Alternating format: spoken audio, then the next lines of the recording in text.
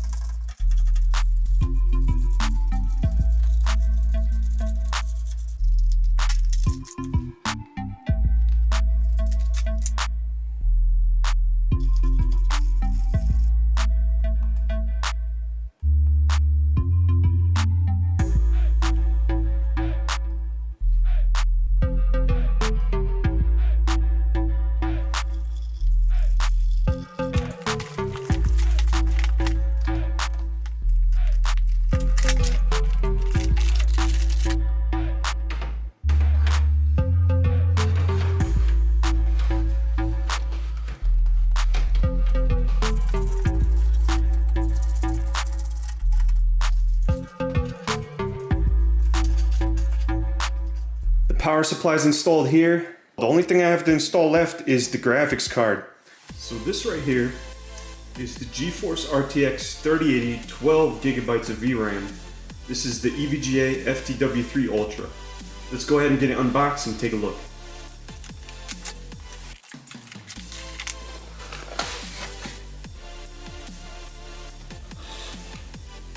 Looks like there's a foam top here. Installation guide. What's this? This card includes a retention bracket for attaching to some select chassis. To learn more, please scan below the QR code. Okay. Something else. Oh wow, this light right here is a sticker kind of, but it's like made out of, it's almost like a badge, like an adhesive badge. On to the good stuff, right?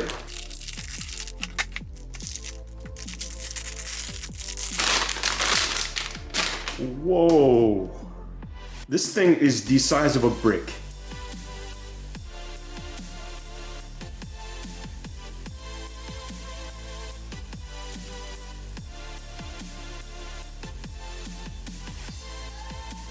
PCIe cover.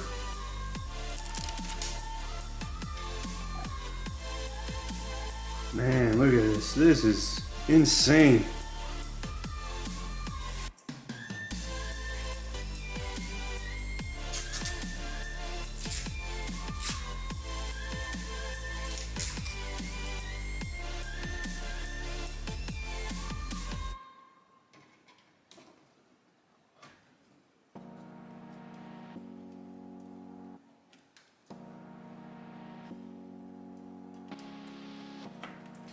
Dude, this thing is massive in this case. I might have to install more fans. I'm also curious to see whether if this thing sags or not. I may have to install a sag bracket.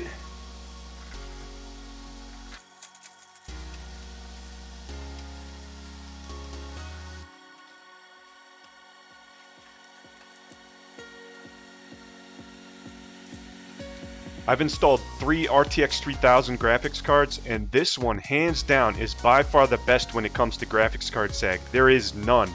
and that's due to the already built-in PCIe retention system bracket. Alright, so I've been spending some time playing some games in the Zalman M3 Plus micro ATX case with this RTX 3080, and we're using the stock heatsink on the i5 12400. There's a couple of things I'm not too happy about. In this case specifically, I'd say it's probably geared towards more of like mid to low end graphics cards. And the reason I say that is because this EVGA is hitting close to 80 degrees Celsius. And on top of that, the M3 Plus fans, they're not variable in RPM speed. They're only controlled by the built-in fan hub. And on top of that, I also have the stock cooler here, and it's revving up to the point where it's making an audible sound.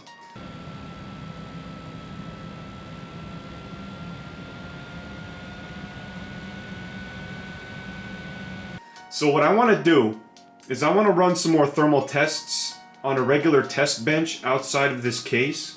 I want to take a look at graphics card temperatures, and I also want to see for the stock heatsink if I can lower temperatures by applying my own application of thermal compounds. So there's tons of things that I want to test with this system, and I think ultimately I'm going to end up going with a better fan solution as well as a different micro ATX case. So in the next video, I'm going to give you a little hint. I'm not going to be replacing this case because I think it looks amazing with the micro ATX MSI motherboard.